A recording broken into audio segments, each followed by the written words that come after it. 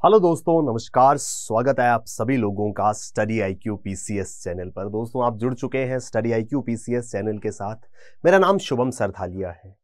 9th class economy NCERT के एक और चैप्टर को डिस्कस करने के लिए मैं आपके साथ में जुड़ा हूं। दोस्तों, अगर आप पहली बार मेरे वीडियो लेक्चर के साथ में जुड़ रहे हैं तो मैं आपको बताना चाहता हूं, हमारे इस चैनल स्टडी आईक्यू पीसीएस पर आपको प्लेलिस्ट मिल जाएगी जहां पर 9th क्लास की एनसीईआरटी इकोनॉमी इस सब्जेक्ट को हम डिस्कस कर रहे हैं। एनसीईआरटी जो है वो बहुत इंपॉर्टेंट पार्ट रहती हैं सिलेबस का। बात जब आती है स्टेट पीएससी एग्जाम्स की, और बहुत सारे स्टूडेंट्स जो है वो कंफ्यूज रहते हैं कि एनसीईआरटी को किस तरीके से पढ़ना है, तो पूरी की पूरी एनसीईआरटी को समराइज करके हर वो चीज जो हमारे लिए इंपॉर्टेंट है वो हम यहाँ पर डिस्कस कर रहे हैं। आज एनसीईआरटी लेक्चर 4 क्लास 9th का पहला भाग पार्ट 1 जो है वो हम डिस्कस कर रहे हैं पूरे के पूरे चैप्टर को, क्योंकि काफी लेंदी डिस्कशन हो सकती थी, इस वजह से 2 भागों में इसको विभाजित किया गया है। पार्ट 1 हम इस डिस्कशन में जो है वो टेकअप करेंगे। सेकंड पार्ट में इसका बाकी हिस्सा जो है वो 4th चैप्टर का हम कवर करने वाले हैं। आई होप आपने पहले 3 चैप्टर्स की डिस्कशन यहां पर देख लिया। अगर नहीं देखी है तो वो डेफिनेटली देखिएगा, क्योंकि एक कनेक्ट जो है वो बन रहा है पहले चैप्टर से लेकर के आगे के आने वाले चैप्टर्स को। एनसीईआरटी को हम इस तरीके से समझ रहे हैं। दोस्तों, 9th क्लास की एनसीईआरटी जिसका नाम इकोनॉमिक्स है, इस तरीके की टेक्स्ट बुक और इसके अंदर मेजर चैप्टर्स जो हमको इंट्रोड्यूस करा रहे थे अर्थव्यवस्था, अर्थशास्त्र के साथ, इकोनॉमी एज अ सब्जेक्ट के साथ। अगर आप लोग रेगुलरली फॉलो कर रहे हैं सारी की सारी वीडियोस को, तो हमने शुरुआत करी थी चैप्टर 1 से, जिसका नाम था story of village Palampur. Story of village Palampur. Second chapter का नाम था पीपल एज अ रिसोर्स, और थर्ड चैप्टर हमारा था पॉवर्टी एज अ चैलेंज। अब हम बढ़ने जा रहे थे 4th चैप्टर पे, जिसका नाम था फूड सिक्योरिटी इन इंडिया।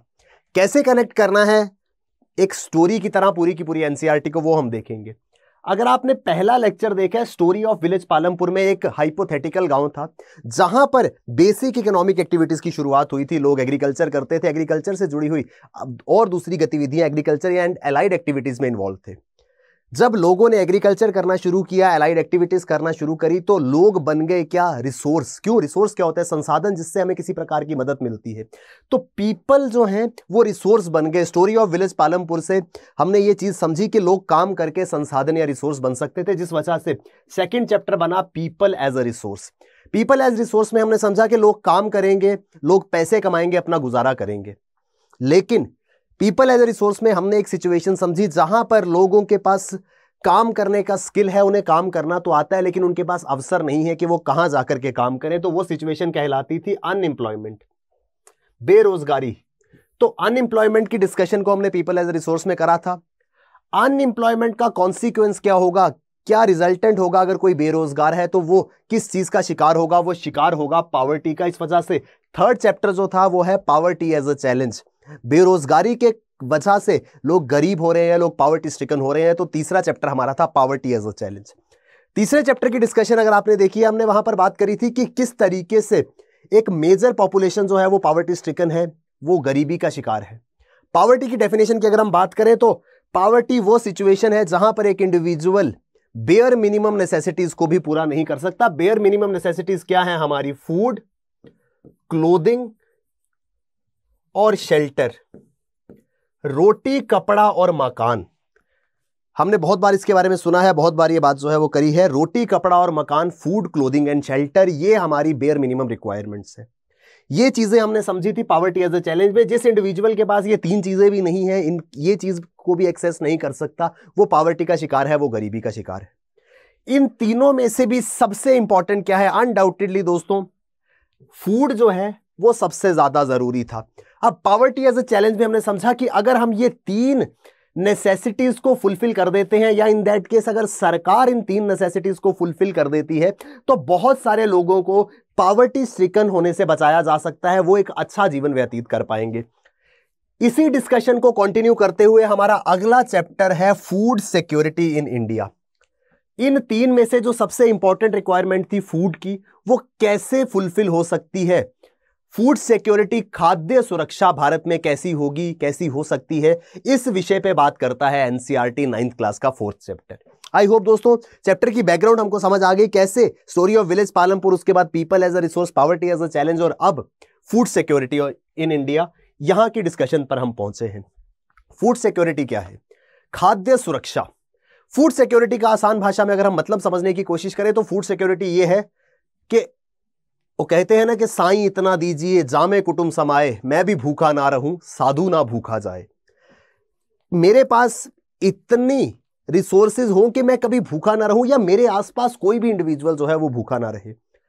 हर व्यक्ति को हर टाइम पर खाना मिले। हर टाइम का मतलब ये नहीं है कि 24 घंटे खाते ही रहना है। हर टाइम का मतलब कि जब जिसको भूख लगी है, जब जिसको जरूरत है, उसके पास उस समय खाना हो। इस चीज को कहा जाएगा क्या? फूड सिक्योरिटी, खाद्य सुरक्षा। खाद्य सुरक्षा को सुनिश्चित करना था, फूड सिक्योरिटी को हमें इंश्योर करना था। फूड सिक्योरिटी क्या थी? हर व्यक्ति के पास जब रिक्वायर्ड हो उस समय पे खाना होना चाहिए। यह चीज सुनिश्चित करने के लिए अब सरकार को समझ आ गया था कि सबसे इंपॉर्टेंट नेसेसिटी लोगों की फूड है, खाना है। लोगों तक खाना पहुंचाने के लिए सरकार ने क्या किया? आई होप आप जानते होंगे, आप अभी तक समझ गए होंगे। सरकार ने एक योजना चलाई जिसका नाम था क्या? फूड सिक्योरिटी को सुनिश्चित करने के लिए, खाद्य सुरक्षा को सुनिश्चित करने के लिए सरकार ने एक योजना चलाई जिसे क्या नाम दिया गया? पब्लिक डिस्ट्रीब्यूशन सिस्टम, लोक वितरण प्रणाली, पीडीएस सिस्टम। आसान भाषा में समझे, हमारे घरों के पास मौजूद राशन की दुकानें। क्या काम था इन राशन की दुकानों का? दोस्तों, इन राशन की दुकानों का काम था लीस्ट पॉसिबल प्राइस पर, लीस्ट पॉसिबल प्राइस पर फूड ग्रेन्स देना।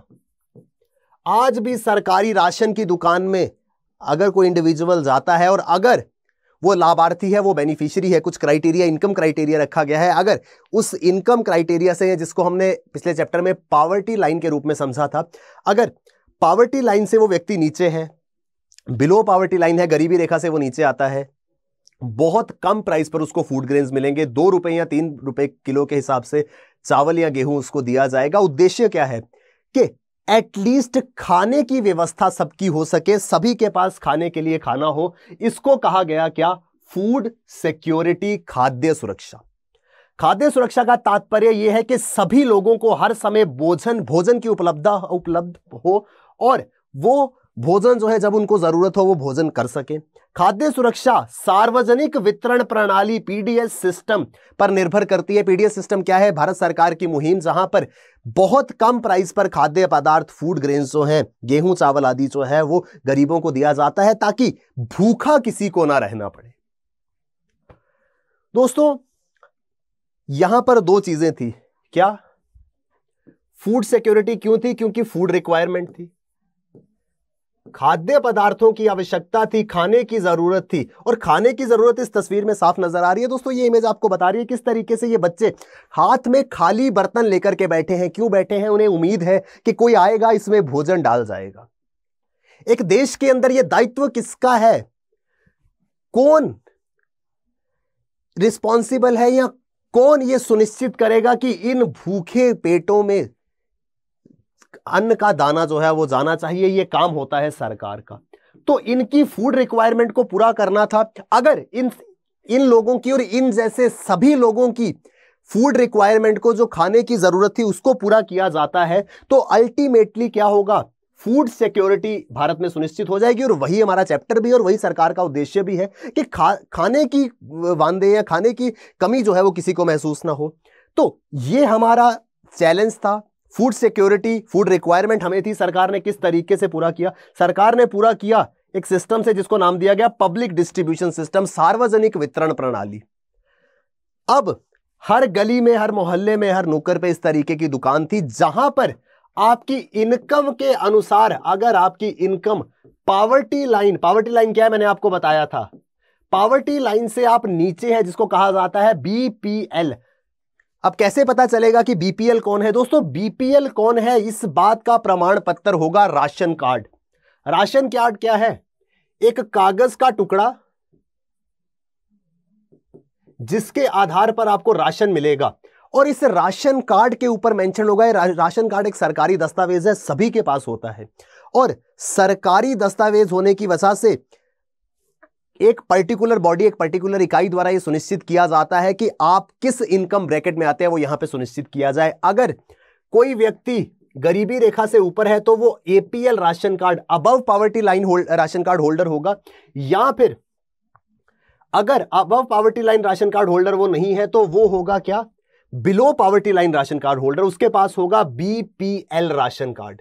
बीपीएल राशन कार्ड क्या रिप्रेजेंट करेगा? जब भी ये व्यक्ति अपना बीपीएल राशन कार्ड लेकर के कहीं पर भी इस तरीके की दुकान पे जाएगा तो दुकानदार को समझ आ जाएगा कि इस व्यक्ति की इनकम जो है वो इतनी कम है। इस वजह से सरकार ने जो पीडीएस सिस्टम शुरू किया है वो इसके लिए और इस जैसे बहुत सारे लोगों के लिए। और पीडीएस सिस्टम क्या है?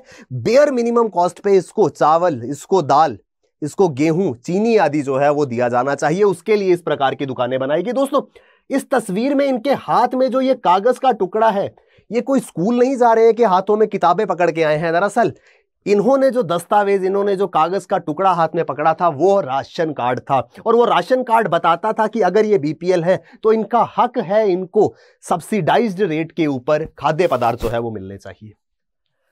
आई होप दोस्तों यहां तक चीजें हमको समझ आई होंगी। मीनिंग ऑफ फूड सिक्योरिटी, खाद्य सुरक्षा का अर्थ क्या है? हर समय बुनियादी खाद्य पदार्थों की पर्याप्त मात्रा में उपलब्धता, किसी भी समय पर availability of adequate supply of basic food stuff at all times, सुबह शाम दिन रात, संडे मंडे जनवरी फरवरी, जिसको कहते हैं 24/7। साल का कोई भी महीना हो, महीने का कोई भी हफ्ता हो, हफ्ते का कोई भी दिन हो, दिन का कोई भी समय हो, जब मुझे भूख लगी है मेरे पास, और सिर्फ मेरे पास ही नहीं, देश के अंदर हर व्यक्ति के लिए ये सिचुएशन हो कि जब उसे भूख लगी है उसके पास खाने को कुछ हो। अगर हम ये इंश्योर कर लेते हैं तो देश ने खाद्य सुरक्षा को प्राप्त कर लिया। मीनिंग ऑफ फूड सिक्योरिटी जो है वो सिक्योर हो गया। दोस्तों, आप लोगों की डिमांड आ रही थी कि कंटेंट जो है वो हिंदी में भी होना चाहिए। इस वजह से अब इस लेक्चर के ऑनवर्ड्स आपको बाइलिंगुअल कंटेंट जो है वो मिलेगा, दोनों भाषाओं में कंटेंट आपके लिए मौजूद होगा। जब फूड सिक्योरिटी सुनिश्चित हुई तो ये तस्वीर जो है वो बदल चुकी थी इस तस्वीर में। यहां पर भी दोस्तों पॉवर्टी कहीं ना कहीं 100% इरेडिकेट नहीं हुई, लेकिन 3 बेसिक रिक्वायरमेंट, फूड, क्लोथिंग और शेल्टर में से फूड हम यहां पर इनको दे पाए थे। अब कोई भी बिना खाए नहीं सो रहा था। यही उद्देश्य था फूड सिक्योरिटी इन इंडिया का। दोस्तों, 1995 एक वर्ल्ड फूड समिट हुई थी, जिन्होंने यह घोषणा करी थी कि फूड सिक्योरिटी क्या है। Food security at the individual level, household level, regional level, national level and global level exists when all people at all times have physical and economic access to sufficient, safe and nutritious food to meet their dietary needs and food preferences for an active, healthy life. ये क्या है sir? इतनी बड़ी statement एकदम से आपने बोल दी। अगर कभी किसी एग्जाम में आंसर राइटिंग के अंतर्गत हमको क्वेश्चन जो है वो फूड सिक्योरिटी पे आता है तो this is gonna be the most appropriate definition. सबसे एप्रोप्रिएट अगर कोई स्टेटमेंट डिफाइन कर पाएगी फूड सिक्योरिटी को तो शायद यही होगी। वर्ल्ड फूड समिट में ये बात कही गई।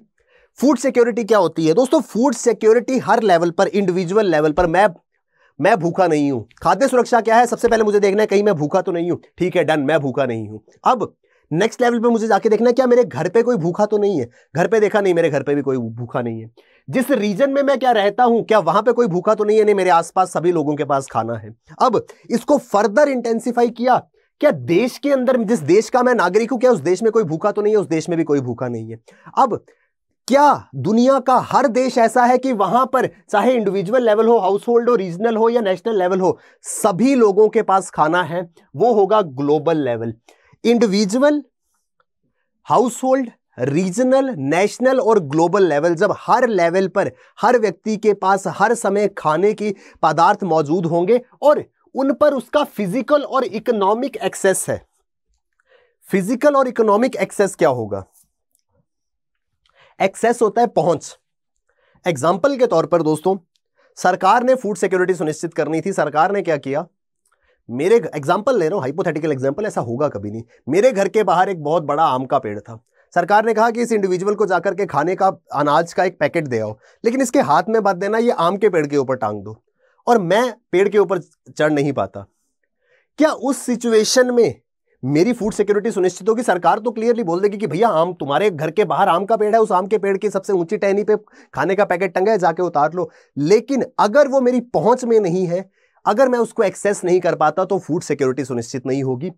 जब तक फूड आइटम, खाद्य पदार्थ पर मैं फिजिकल एक्सेस नहीं कर सकता, मैं वहां तक पहुंच नहीं सकता, तब तक फूड सिक्योरिटी नहीं होगी। और साथ ही साथ इंपॉर्टेंट है इकोनॉमिक एक्सेस।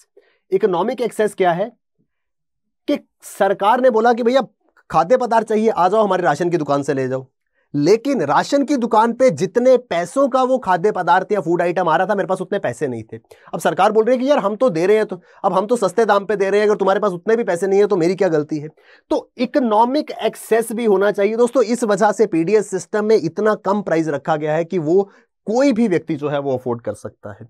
साथ ही साथ वर्ल्ड फूड समिट की डेफिनेशन जो है वो सिर्फ इतना ही नहीं कहती है, वो कहती है कि ये खाना सफिशिएंट भी होना चाहिए। मान लीजिए एक परिवार है जहां पे 15 लोग रहते हैं और उनको आधा किलो राइस दे दिए गए, क्या आधा किलो राइस में ये 15 लोगों का परिवार जो है वो भरपेट खाना खा पाएगा? लेकिन सरकार तो कह रही है कि सर हम तो राशन दे के आए हैं, ये इनकी फूड सिक्योरिटी कैसे सुनिश्चित नहीं हो रही?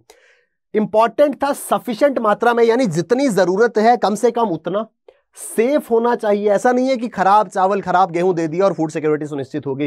वो खाना सेफ होना चाहिए, न्यूट्रिशियस फूड होना चाहिए, पौष्टिक आहार होना चाहिए। पौष्टिक आहार क्या है? जिसको खा करके पोषण मिल सके, आसान भाषा में कहें तो ऊर्जा मिल सके, एनर्जी मिल सके। अगर ये सारी की सारी चीजें हो रही हैं, individual, household, regional, national, global, हर लेवल पर सभी को खाना मिल रहा है, वो खाना इकोनॉमिकली और फिजिकली मैं एक्सेस कर सकता हूं, फिजिकली मेरी पहुंच के अंदर है, मेरे पास इतने पैसे भी है, मैं उसको खरीद सकता हूं, वो खाना मेरी जरूरत के हिसाब से पर्याप्त है, सुरक्षित है, पौष्टिक है और मुझे एक हेल्दी और एक्टिव लाइफस्टाइल जीने में मदद करता है, उस सिचुएशन में फूड सिक्योरिटी जो है वो सुनिश्चित होगी। तो दोस्तों इस पूरी की पूरी स्टेटमेंट को हमने छोटे छोटे पार्ट्स में डिवाइड जो है वो करके यहां पर समझा है। अब फूड सिक्योरिटी क्या होती है, कैसे हो सकती है, इन बातों पर हम चर्चा कर रहे हैं। फूड सिक्योरिटी के लिए 3 डायमेंशंस थे। पहला है अवेलेबिलिटी ऑफ फूड, दूसरा है एक्सेसिबिलिटी और अफोर्डेबिलिटी। दोस्तों वही 3 चीजें जो हमने अभी डिस्कस करी इस डेफिनेशन में।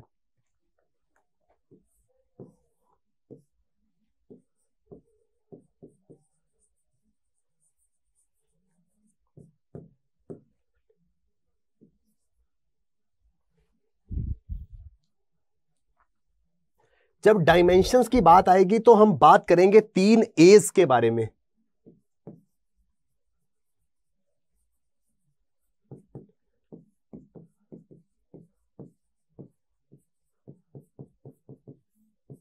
ये 3 एज क्या थे?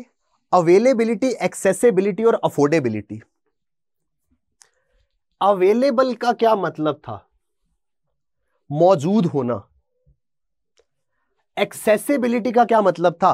पहुंच में होना। और अफोर्डेबिलिटी का क्या मतलब था? मैं मेरे पास मौजूद पैसे से इसको खरीद पाऊं, मैं इसको अफोर्ड कर पाऊं। दोबारा से जाएंगे पीछे। पहला डायमेंशन जो है वो कहता है availability of food. Food security सुनिश्चित करनी थी किसने? सरकार ने। वो कैसे होगी? वो तभी होगी अगर सरकार के खुद के पास पर्याप्त मात्रा में फूड ग्रेन जो है वो मौजूद है। अवेलेबिलिटी ऑफ फूड जो है वो सरकार के पास है। Availability of food, it means food production with in the country, food imports and previous year stock stored in government granaries. सरकारी भंडारों में जितने फूड ग्रेन्स मौजूद हैं, जितनी उपज हुई है, जितना पिछले साल का स्टॉक बचा है, क्या यह सब मिलाकर के हमारी आज की रिक्वायरमेंट को पूरा करता है?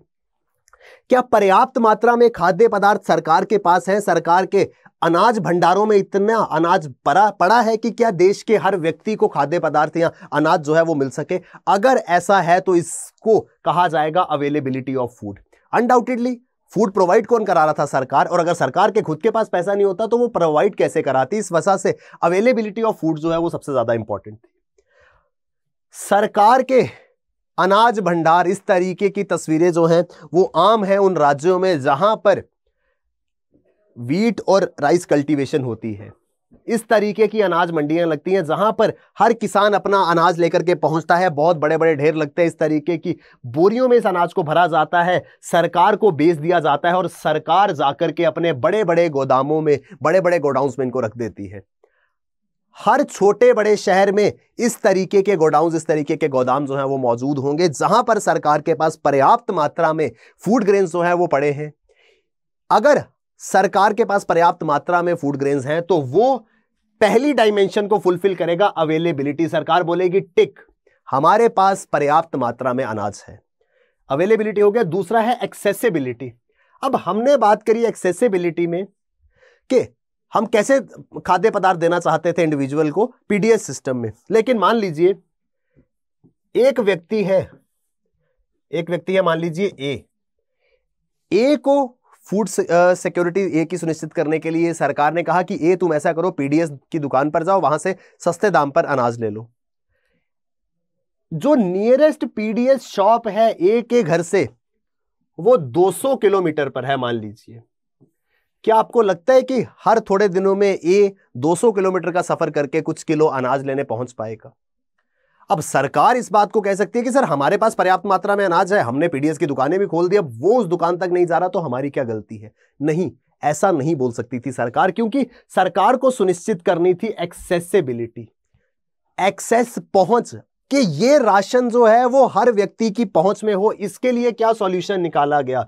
सरकार ने हर गली नुक्कड़ कोने पे पीडीएस की दुकानें खोली। हर गांव के अंदर आपको एक राशन की दुकान मिलेगी, हर मोहल्ले में एक राशन की दुकान मिल जाएगी। यानी कि किसी भी व्यक्ति को अगर फूड ग्रेन्स प्राप्त कर रहे हैं, पीडीएस की दुकान पर जाना है तो ज्यादा से ज्यादा 1 या 2 किलोमीटर का सफर उसको तय करना होगा। इस 1 या 2 किलोमीटर के दायरे में उसको कहीं ना कहीं सरकारी राशन की दुकान मिल जाएगी। यानी कि दूसरा डायमेंशन एक्सेसिबिलिटी जो है वो यहां पर फुलफिल हो गया। तीसरा डायमेंशन क्या था? अफोर्डेबिलिटी। 2 डायमेंशन क्या थे? सरकार के पास भी पर्याप्त मात्रा में है और आपके घर के आसपास आपको 1-1.5 किलोमीटर के दायरे में खाना या खाद्य पदार्थ मिल जाएंगे, यानी एक्सेसिबिलिटी भी थी। तीसरा सवाल यह था, क्या आप राशन की दुकान पे पहुंचे, सरकार ने राशन की दुकान तक सामान भेज दिया, आप राशन की दुकान पे सामान लेने पहुंचे, क्या आपकी जेब में उतने पैसे हैं जितने का वो राशन आपको मिलेगा? अफोर्डेबिलिटी को सुनिश्चित करने के लिए सरकार ने क्या किया? सरकार ने किया ये, 1 किलो चावल 3 रुपए में, वीट 2 रुपए प्रति किलो, कोर्स ग्रेन दालें 1 रुपया किलो और चीनी 20 रुपए किलो। 1, 2 या 3 रुपए प्रति किलो अगर आपको खाद्य पदार्थ मिल रहा है तो अनडाउटेडली कोई भी व्यक्ति इसको खरीद सकता है। दोस्तों 1 या 2 रुपए प्रति किलो अनाज हर एक इंडिविजुअल अफोर्ड कर सकता है। आई डोंट थिंक कोई ऐसा व्यक्ति होगा जो कहेगा कि नहीं सर मेरे जीवन में तो 1 रुपया भी नहीं है। सरकार, दोस्तों ये प्राइसेस जो है ये समय समय पर रिवाइज होते रहते हैं, ये आपको एग्जांपल के रूप में मैं बता रहा हूं।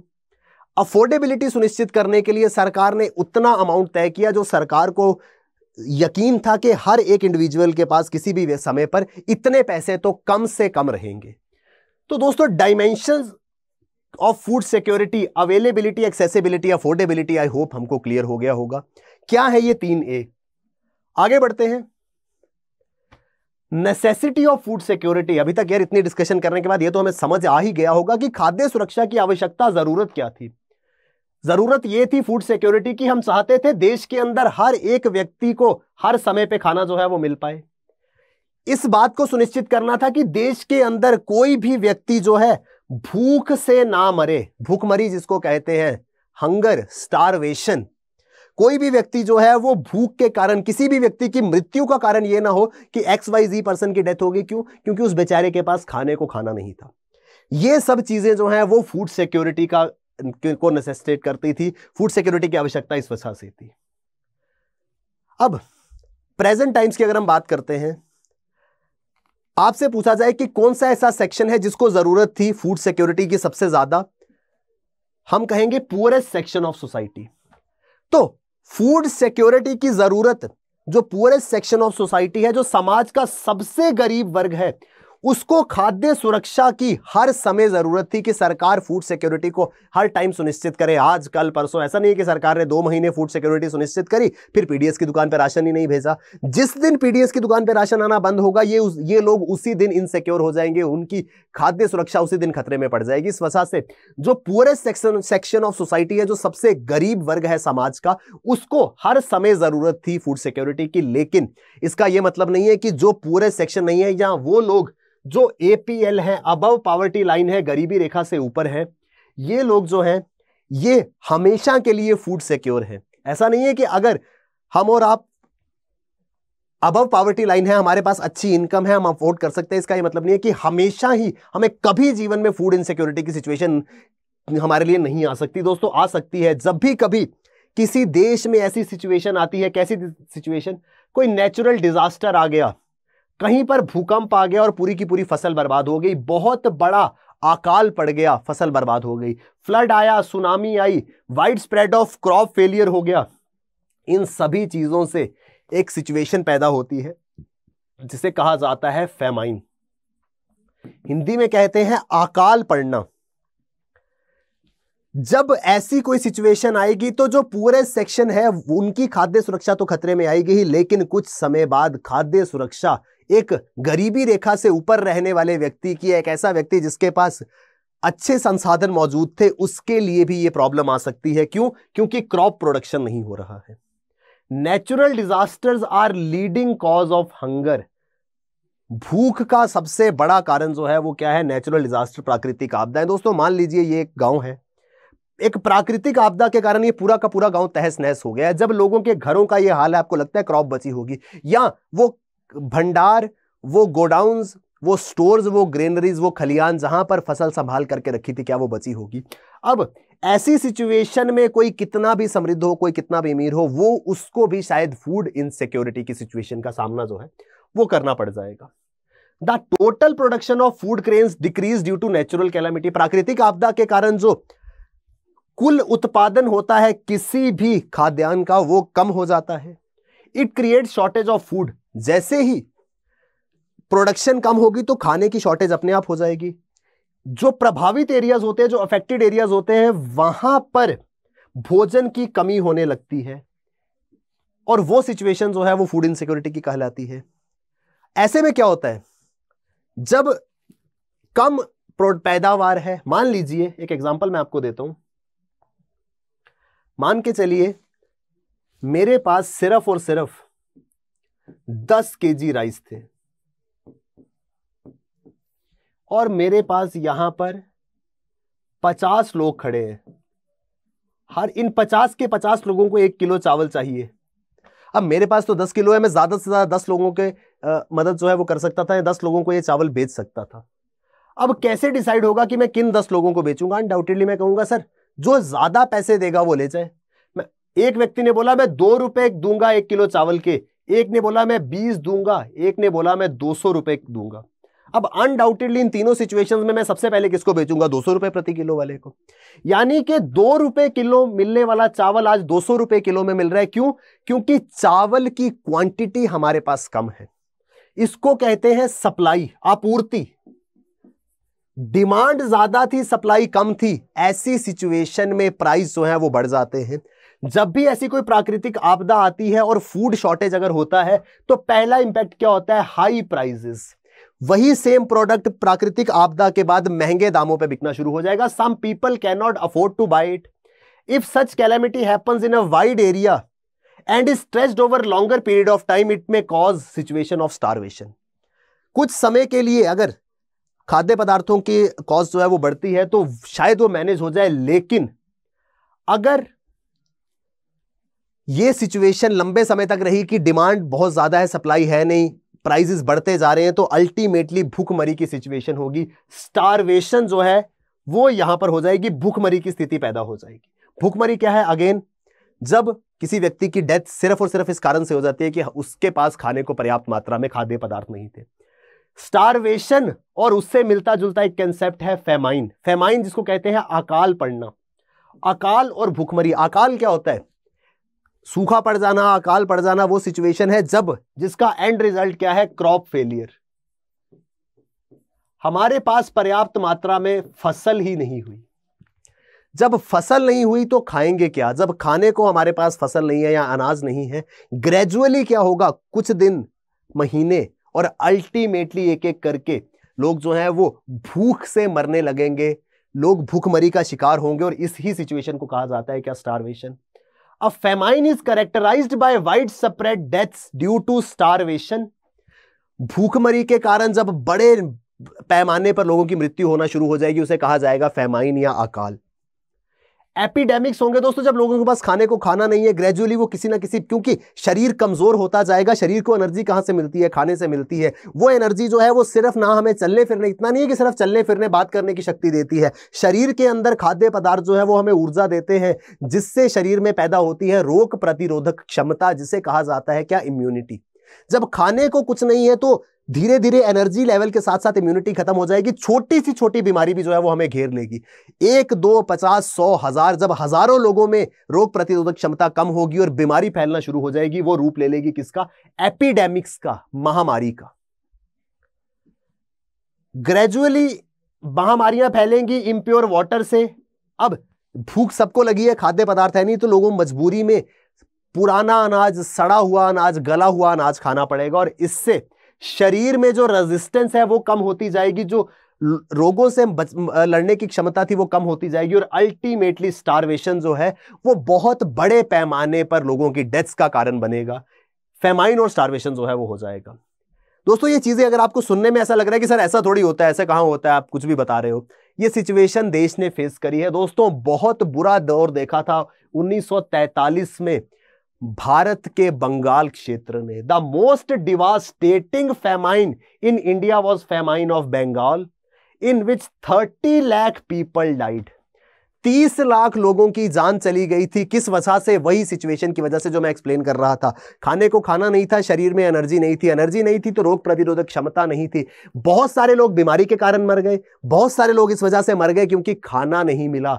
इतनी खराब सिचुएशन 1943 में देश ने फेस करी थी। ये तस्वीरें बयां करती हैं 1943 का वो खौफनाक समय, वो बंगाल में पड़ा हुआ अकाल।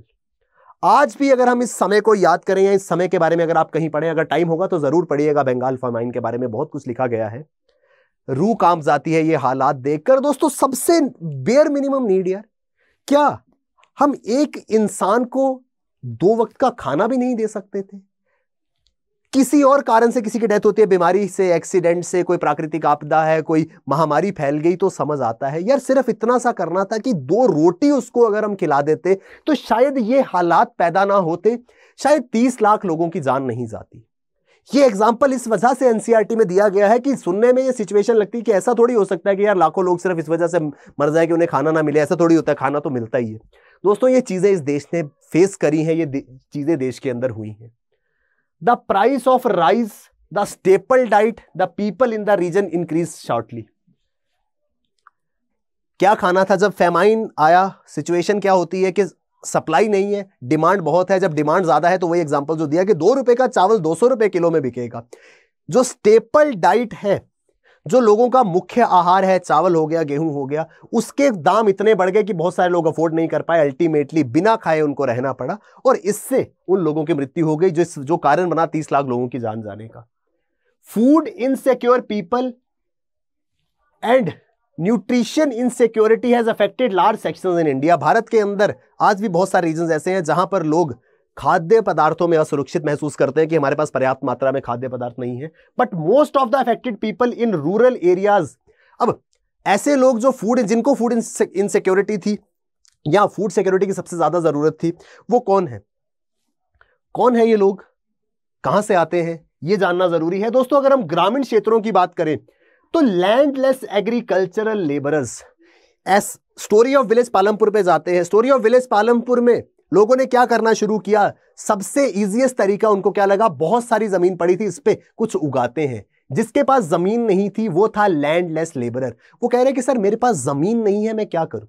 उसको कहा गया कि चलो तुम ऐसा करो, कहीं पे मजदूरी कर लो, किसी किसान के खेत पे काम करना शुरू कर दो। जब तक तो उसको वहां पे काम मिल रहा है, उसको खाना मिल रहा है, लेकिन जिस दिन वो काम से हट गया वो होगा लैंडलेस लेबरर, उसके पास खाना नहीं होगा, वो कहलाएगा क्या? Food insecure person. Traditional artisans, पारंपरिक कारीगर, पुराने समय में जो अलग अलग कारीगर हुआ करते थे, कोई बास्केट बनाता था, कोई शॉल बनाता था, कोई कुछ और चीज बनाता था, धीरे धीरे उनके बनाए गए प्रोडक्ट्स की डिमांड कम होना शुरू हो गई। अब ये कारीगर की आय का स्रोत क्या है, इसका सोर्स ऑफ इनकम क्या है? इसका आय का स्रोत था ये एक चीज, एक प्रोडक्ट बनाता था, उसको बाजार में बेच देता था। आज ये वो प्रोडक्ट बेचने बाजार में जाता है, कोई खरीदता ही नहीं है, क्योंकि वो आर्ट जो है, वो कारीगरी जो है विलुप्त हो गई है, लोगों को वो चीजें खरीदनी ही नहीं है।